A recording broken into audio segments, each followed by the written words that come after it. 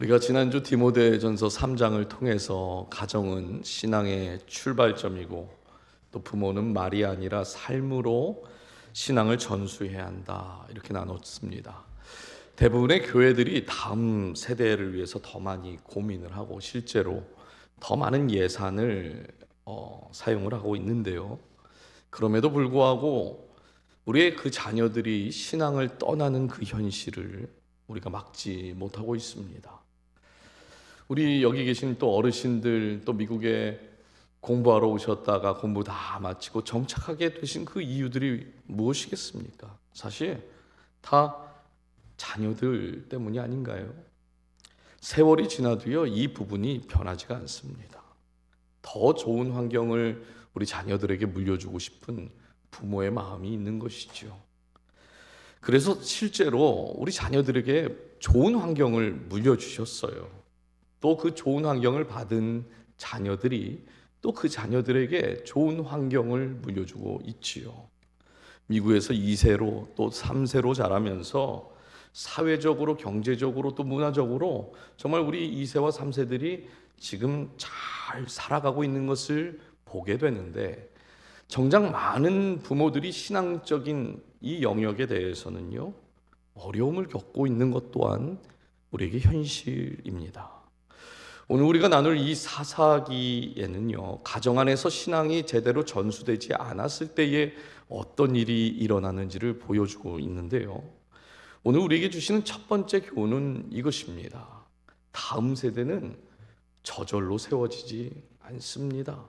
다음 세대는 저절로 세워지지 않는다는 것이에요.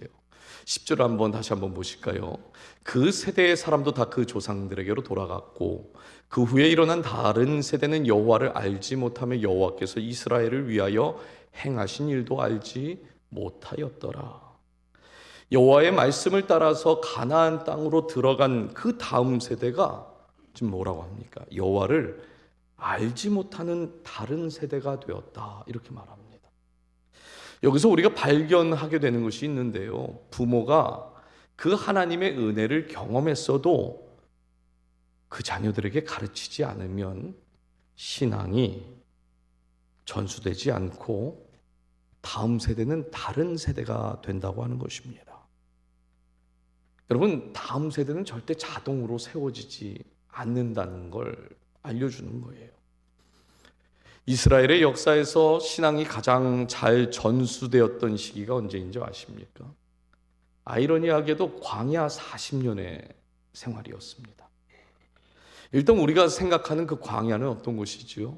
생존 자체가 가장 어려운 문제라고 생각되는 곳, 그것이 광야입니다.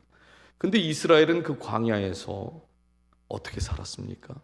가장 안전하게 살았고요, 모든 것을 그 광야에서는 다 공급받으면서 살았습니다. 매일 메추라기와 만나기를 먹었고 어디로 가야 할지 사실 걱정할 필요도 없었어요. 구름 기둥과 또 밤에는 불 기둥이 그들을 인도하였죠. 그러니까 매일같이 하나님이 일으키시는 그 기적을 경험한 세대가 광야 세대입니다. 그렇다면 여러분, 40년의 그 광야 생활에서 부모가 자녀들에게 무엇을 이야기했을까요? 하나님께서 너희를 지키시고 하나님께서 너희를 입히신다, 이것을 말하지 않았을까요? 그 광야의 다음 세대들은요, 사실 부모들이 그 불평불만한 것 때문에 광야 안에서 다 죽게 되는 것도 보았고, 심지어 그들을 애굽에서 인도해냈던 모세도 가나안 땅으로 들어가지 못하는 것도 그들은 경험을 했습니다.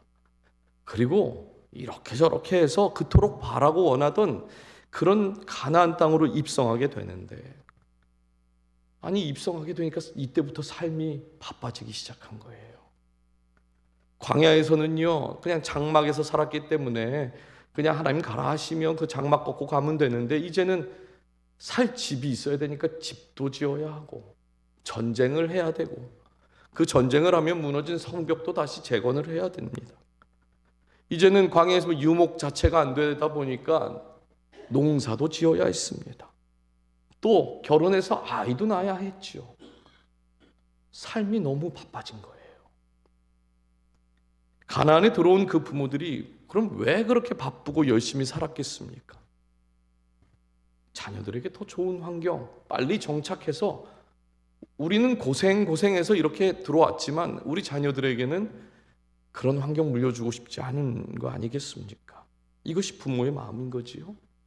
사실 너무 귀한 마음이고 또 오늘날 부모들도 다 같은 마음일 거라 생각이 됩니다. 정착도 잘했고 좋은 환경도 잘 물려줬는데 딱 한 가지, 그 자녀들에게 신앙을 제대로 전수하지 못했다라는 것이죠. 여러분, 생존 자체가 문제라고 생각되었던 그 광야에서는 놀랍게도 신앙이 살아 있었습니다. 근데 좋은 환경, 잘 정착한 그 가나안에서는 살아있던 그 신앙도 다시 죽어버렸다는 거예요. 사실 모세는 이런 위험을 미리 알고 있어서 그래서 가나안에 들어가기 전에 모압 평지에 이스라엘 백성들을 다 모으고 그곳에서 한 달 동안 말씀을 전했죠. 그 말씀이 신명기 말씀입니다. 신명기 6장 4절부터 9절은 아주 유명한 말씀인데요. 이스라엘아 들으라 라고 시작되는 말씀이죠. 그 중에 6장 5절에 이런 말씀이 있어요. 너는 마음을 다하고 뜻을 다하고 힘을 다하여 주 너의 하나님을 사랑하라 그래요. 이 말씀은 부모에게 주시는 말씀입니다. 왜 부모에게 주 너의 하나님을 먼저 사랑하라고 하셨을까요?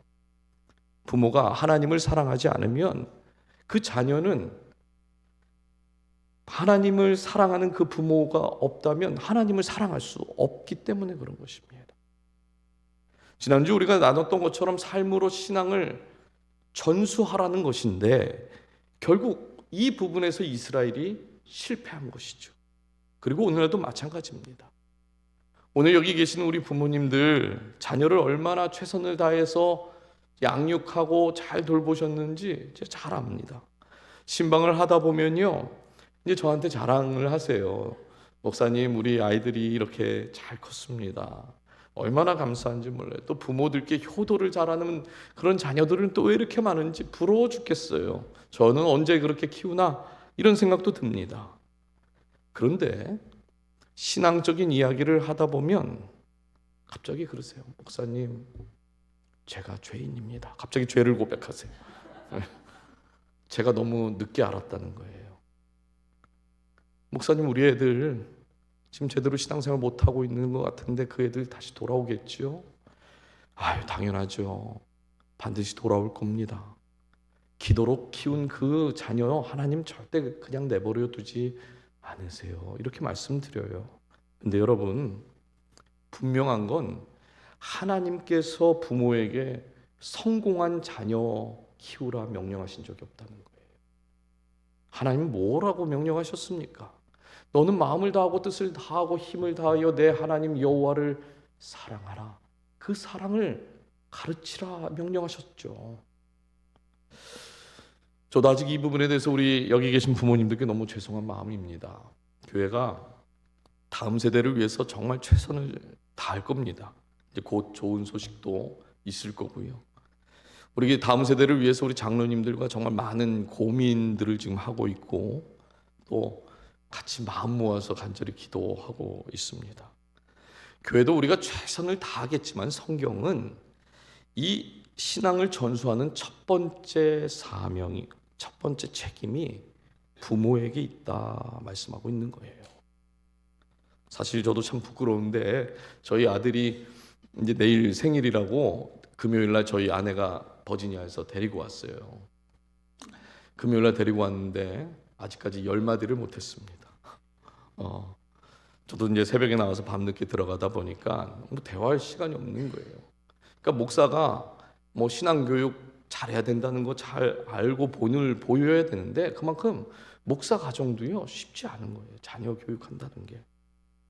저도 여기 계신 우리 부모님들처럼 새벽에 나와서 기도하고 저희 아이들 위해서 간절히 기도합니다. 뭐 그렇다고 제가 새벽부터 밤늦게까지 딴짓하고 있을까요? 아니요.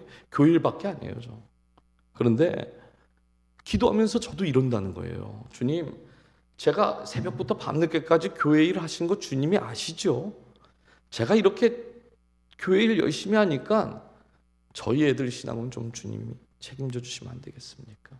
저도 이렇게 기도한다는 거예요. 사랑하는 여러분, 우리의 자녀들이 다음 세대도 될 수 있고, 오늘 성경에서 뭐라고 말합니까? 다른 세대도 될 수가 있어요. 다음 세대는 결코 저절로 세워지는 것이 아닙니다. 부모의 신앙을 물려받은 그 다음 세대가 일어날 때 그 가정도, 교회 또한 다시 세워질 줄 믿습니다. 두 번째, 우리에게 주시는 교훈은 하나님이 기뻐하시는 자녀로 키워야 한다는 거예요. 11절 한번 보실까요? 이스라엘 자손이 여호와의 목전에 악을 행하며 바알들을 섬기며 그래요. 여러분, 다음 세대가 하나님을 알지 못하는 그런 세대가 되었을 때에 그 빈자리를 지금 무엇이 채운다고 말합니까? 바알, 우상이 채운다고 말하고 있어요. 당시 가나안 문화는요, 비를 주관하고 농사를 이렇게 풍요롭게 하는 신을 바알 신이라고 믿었습니다. 그리고 자녀들을 주고 번성케 하는 신을 아세라라는 신을 그들이 믿었어요. 그렇다고 이스라엘이 하나님을 버리고 바알을 오직 섬겼는가? 그건 아닙니다. 제가 여러 번 말씀드렸지만 절기를 잘 드렸고 제사도 잘 드렸어요. 그런데 문제가 뭐냐면, 영적인 문제가 있으면 그 영적인 문제에 대해서는 하나님 앞에 제사 드리면서 거기다 갖다 이렇게 도와달라고 한 거고, 먹고 사는 현실적인 문제에 닥치면 이스라엘 사람들이 지금 뭐 했다는 겁니까? 그 바알 앞에 갔다라는 거예요. 결국 이스라엘에게 있어서 늘 언제나 하나님은 전부였는데, 그들의 부모에게도 하나님은 전부였는데, 하나님을 알지 못하는 세대가 되어버리니까 하나님이 전부가 아니라 일부가 되어버린 것입니다. 성경은 이것을 뭐라고 하는가? 우상이다 라고 말하고 있어요. 왜냐하면 우리가 하나님 외에 무언가를 붙잡는 순간 붙잡은 그것이 하나님의 자리를 대신 차지하게 되기 때문입니다.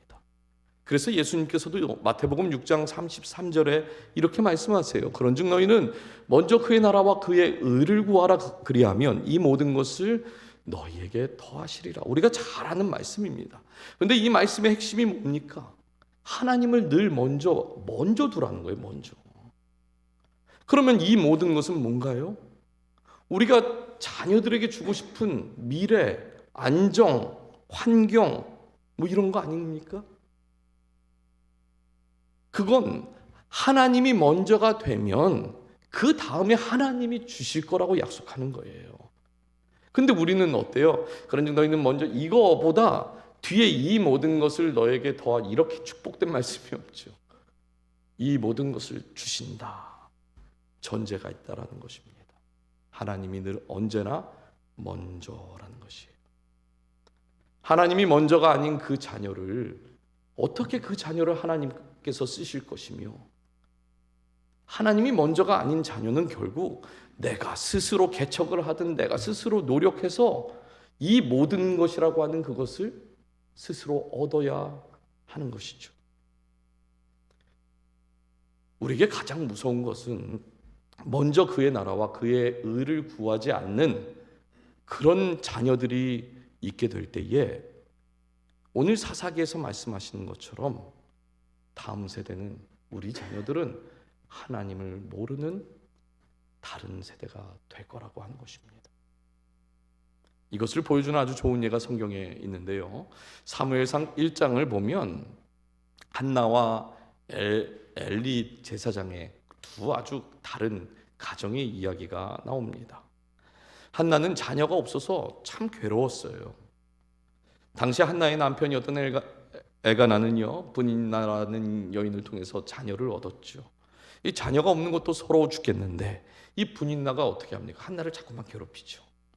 그래도 한나는 사람을 의지하지 않고 하나님 앞에 기도하면서 서원을 하게 되는데, 사무엘상 1장 11절에 이렇게 말씀합니다. 서원하여 이르되 만군의 여호와여, 만일 주의 여종의 고통을 돌보시고 나를 기억하사 주의 여종을 잊지 아니하시고 주의 여종에게 아들을 주시면 내가 그의 평생의 그를 여호와께 드리고 삭도를 그의 머리에 대지 아니하겠나이다.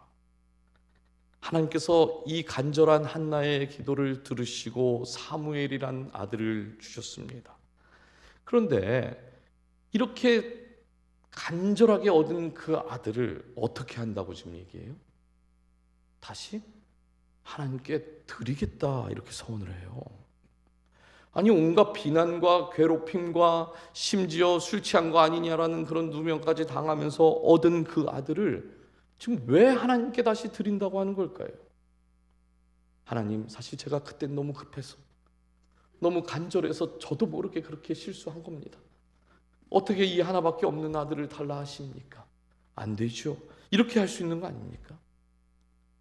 근데 사무엘상 1장 27절과 28절에서 이렇게 고백을 해요. 이 아이를 위하여 내가 기도하였더니 내가 구하여 기도한 바를 여호와께서 내게 허락하신지라.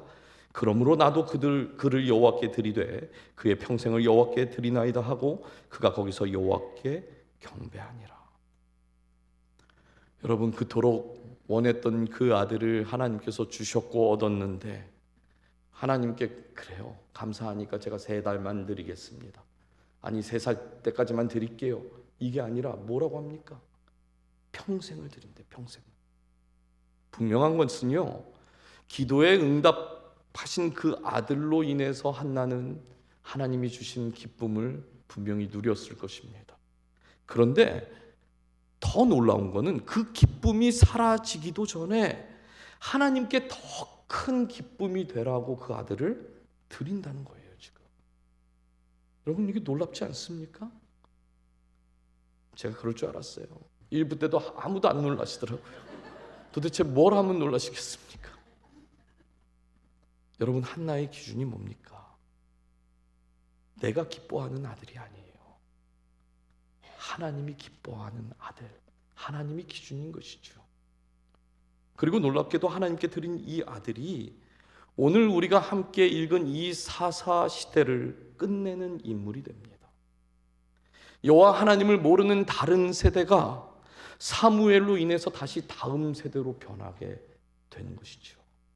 사랑하는 여러분, 한 사람이 하나님 앞에서 바로 서게 되면 어떤 일이 지금 일어난다고 말하는 거예요? 한 시대를 변화시키시는 거예요. 그리고 그 한 사람의 결단이 가정과 자녀를 살릴 뿐만 아니라 그 한 사람이 우리 교회에도 바로 서게 될 때에 하나님은 그 한 사람을 통하여 은혜의 불씨를 만들고 그 교회를 다시 일으켜 세우시는 줄 믿습니다. 그렇다면 여기서 이제 질문이 생겨요. 이스라엘이 하나님을 이제 떠나버렸고 하나님이 전부가 아니라 일부가 되었는데 그런 세대 속에서도 하나님이 어떻게 일하시는가? 마지막 우리에게 주시는 교훈입니다.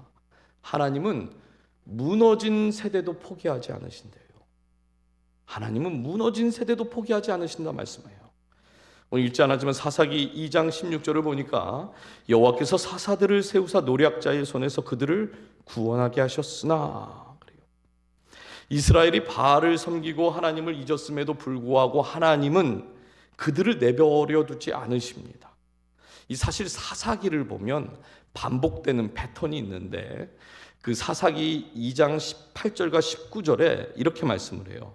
여호와께서 그들을 위하여 사사를 세우실 때에는 그 사사와 함께 하셨고 그 사사가 사는 날 동안에는 여호와께서 그들을 대적의 손에서 구원하였으니 이는 그들이 대적에게 압박과 괴롭게 함을 받아 슬피 부르짖음으로 여호와께서 뜻을 돌이키셨음이거늘 그 사사가 죽은 후에는 그들이 돌이켜 그들의 조상들보다 더욱 타락하여 다른 신들을 따라 섬기며 그들에게 절하고 그들의 행위와 패역한 길을 그치지 아니하였으므로. 이스라엘이 하나님을 떠나면 하나님께서 징계를 내리시고 그 징계가 너무 괴롭다고 하나님 앞에 다시 부르짖으면 하나님이 사사를 보내셔서 다시 잠시 좋아 보이는 그런 때를 만들지만 결국 다시 이전보다 더 악한 세대가 되었다. 이것이 사사기에 흐르는 패턴입니다. 결국 무엇을 말하는가? 사람은 끊임없이 넘어지고 하나님은 계속 넘어진 그 사람들을 세우신다라는 거예요. 여러분, 사사 시대에는 사사를 세우셨고 그 사사를 통해서 일하셨고 앞에서 말씀드린 것처럼 사사를 끝내는 그 시점에서는 사무엘을 세우시고 그 사사 시대를 끝내셨습니다. 하나님께 그 기쁨이 되는 자녀로 그 사무엘을 키웠던 그 한나는 그럼 어떻게 되었을까요? 사무엘상 2장 21절의 말씀 한번 읽어주실까요? 시작.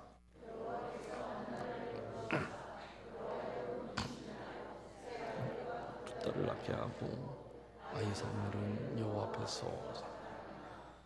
이건 좀 놀랍죠? 예, 감사합니다. 눈물이 마르지 않을 만큼 괴로웠던 그 한나에게 그냥 내버려 두지 않으시고 하나님은 세 아들과 두 딸을 허락하셨습니다. 사무엘은 하나님 앞에서 자라는, 하나님이 키우시는 그런 자녀가 되었다는 거예요. 여러분, 세상은 하나밖에 없는 가장 귀한 것을 드리면 손해봤다, 아니 망했다고 그러죠.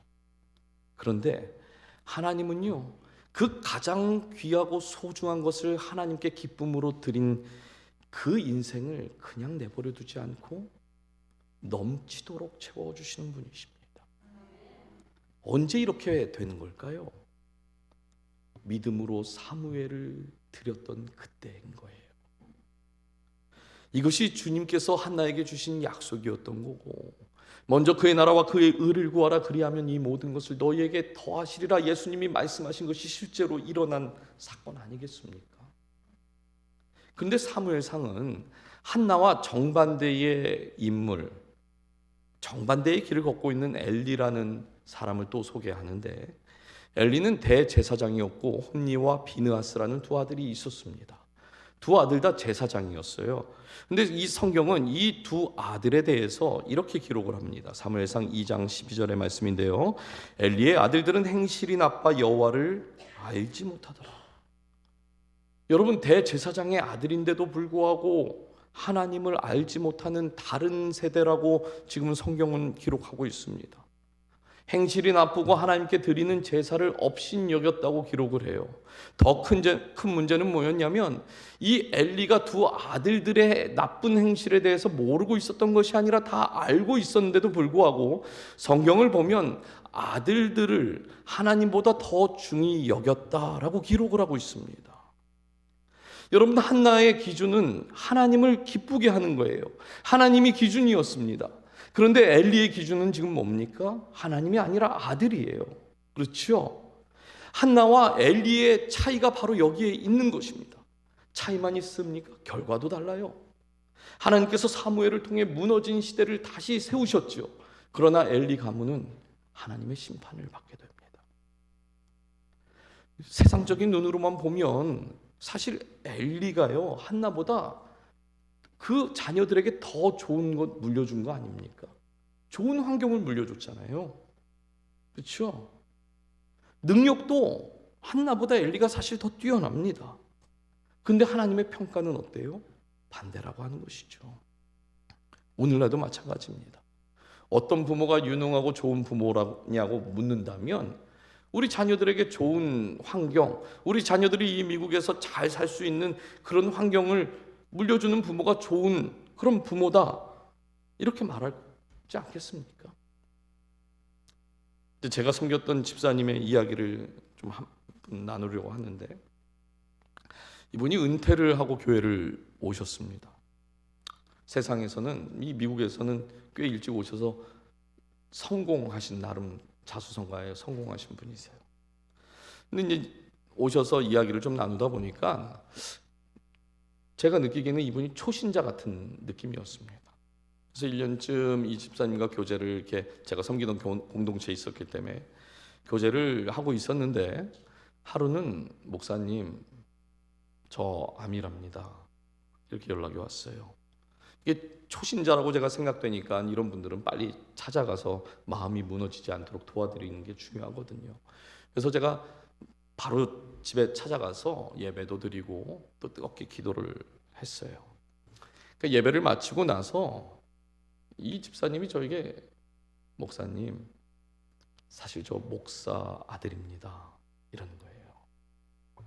아버님께서 개척의 은사가 있으셔서 개척하고 좀 안정되면 또 그 교회를 다른 분에게 이제 넘겨드리고 또 다른 시골로 가고, 또 거기서 개척을 하고 좀 교회가 안정되면 또 다른 곳으로 와서 개척, 이것을 반복을 하셨대요.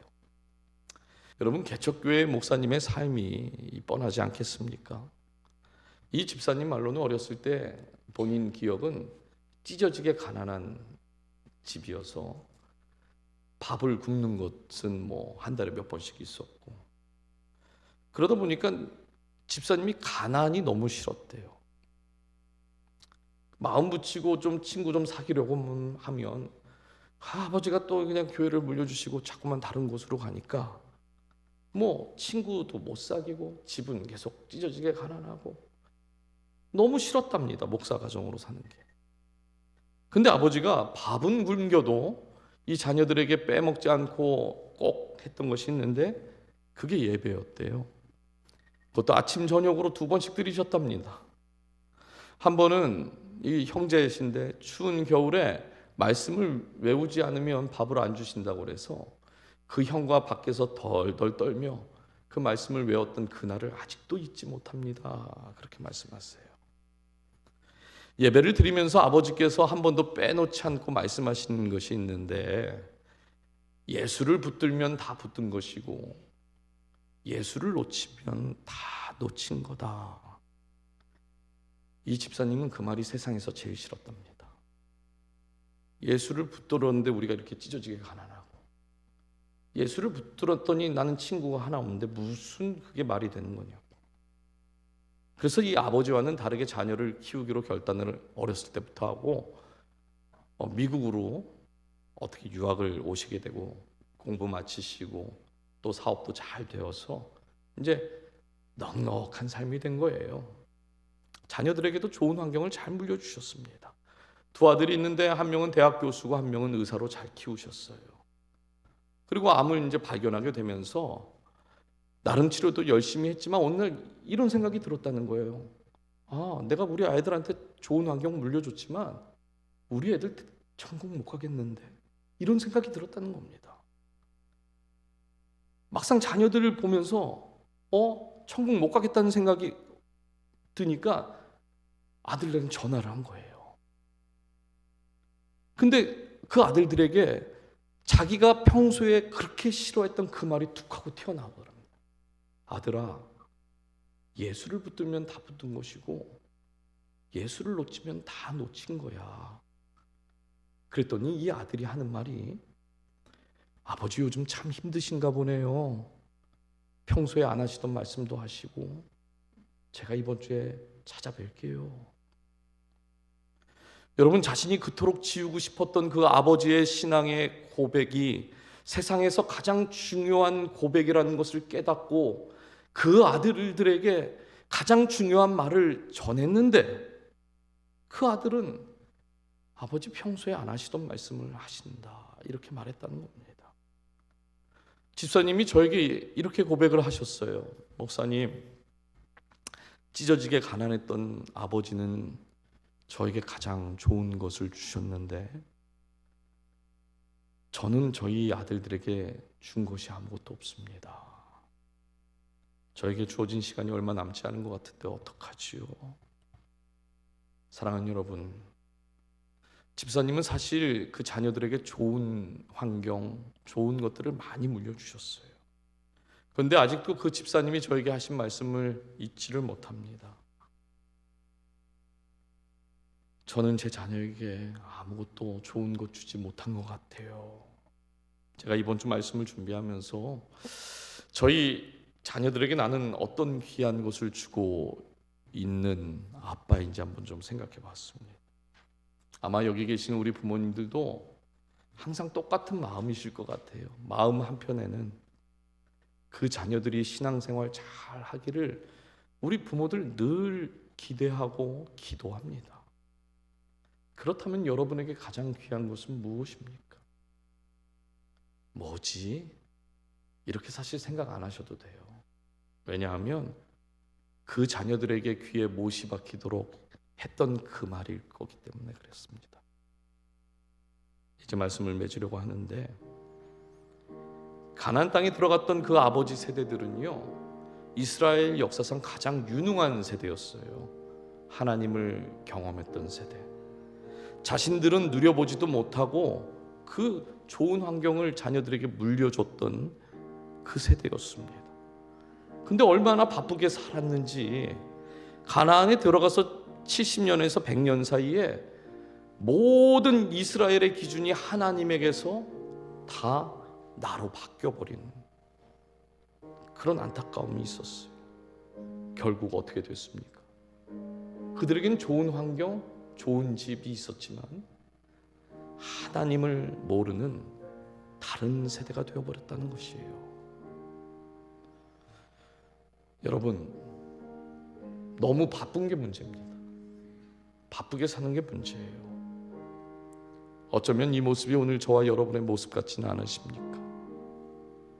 우리가 우리 자녀들에게 남겨야 하는 것이 복음이고 신앙인 것입니다. 아무리 우리가 좋은 환경을 물려주고 아무리 많은 재산을 다 물려줘도 복음을 전하지 못하면 우리는 아무것도 그 자녀에게 준 것이 없는 부모가 되는 것이에요. 사랑하는 여러분, 예수를 붙들면 다 붙든 것이고 예수를 놓치면 다 놓친 거라고 고백했던 그 집사님의 고백처럼 우리의 가정이 그 예수 그리스도만 온전히 붙드는 가정 되기를 주님의 이름으로 축복합니다. 여러분의 귀에 하나님의 말씀이 들려야 돼요. 하나님이 가장 먼저가 되어야지만 그 자녀들에게 그 하나님이 전부다라고 가르쳐 줄 수 있는 것 아니겠습니까? 하나님을 사랑하십시오. 말씀을 귀하게 여기십시오. 그 마음 가지고 우리 자녀들에게 좋은 환경이 아니라 예수를 붙들면 다 붙든 것이고 예수를 놓치면 다 놓친 거라고 자신 있게 말씀할 수 있는 저와 여러분이 되기를 주님의 이름으로 축복합니다. 우리 이 시간 모두